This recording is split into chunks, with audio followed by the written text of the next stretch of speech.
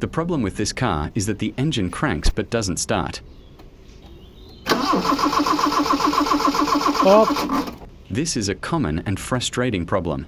When your car cranks but won't start, it means your battery and starter motor are probably working fine, but one of the three components needed for combustion is missing: spark, fuel, or compression air. Here are step-by-step guides to diagnosing and fixing the most common problems.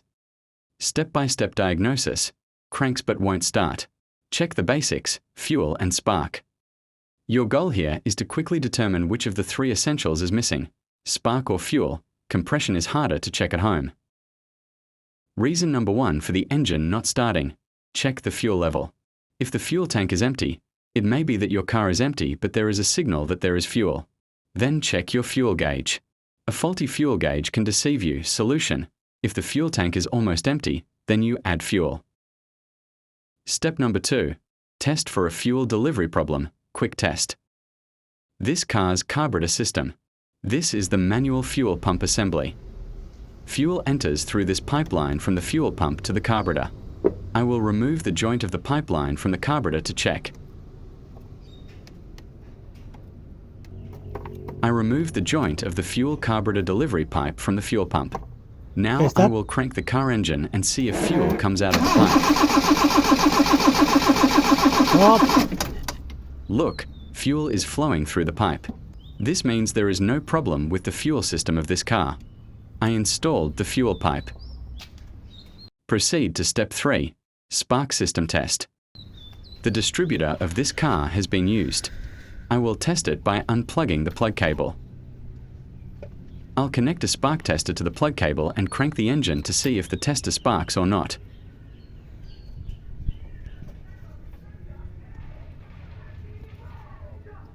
I connected the spark tester to the plug cable. Start.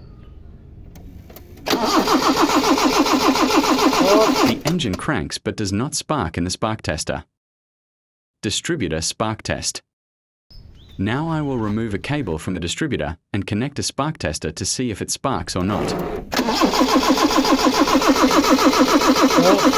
When I connect a spark tester to the distributor and crank the engine, there is no spark, since the plug cable and distributor do not produce any spark when the engine is cranking. Test distributor wiring. One line is the ignition on switch 12 volts, the other is the ground signal line. First I will test the ground signal line. So I connected the test light clip to the battery positive terminal. I connected the test light to the ground signal wire of the distributor socket and the test light lights up, so it means there is no problem with the ground signal line. Now I checked on ignition key 12 volt. Did you turn on the car's ignition? I will connect the test light clip to the battery negative terminal. If the test light comes on when you connect the distributor cable to the socket, it means the ignition key switch is on and the 12 volt line is okay. The reason this car's engine won't start is a problem with the distributor. I will remove the old distributor and install this new distributor.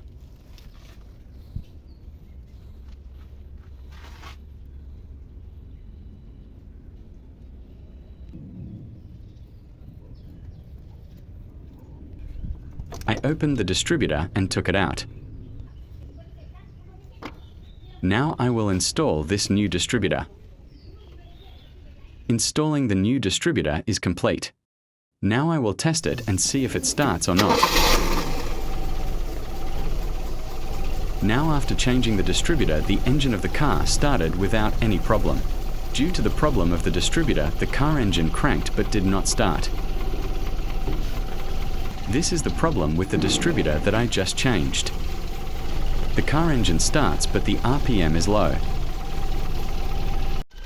I will now turn the distributor to the right side and increase the engine RPM. To increase the RPM, rotate the distributor as much as possible. Now I will tighten the distributor screw. If you have any trouble understanding anything while watching the video, please comment.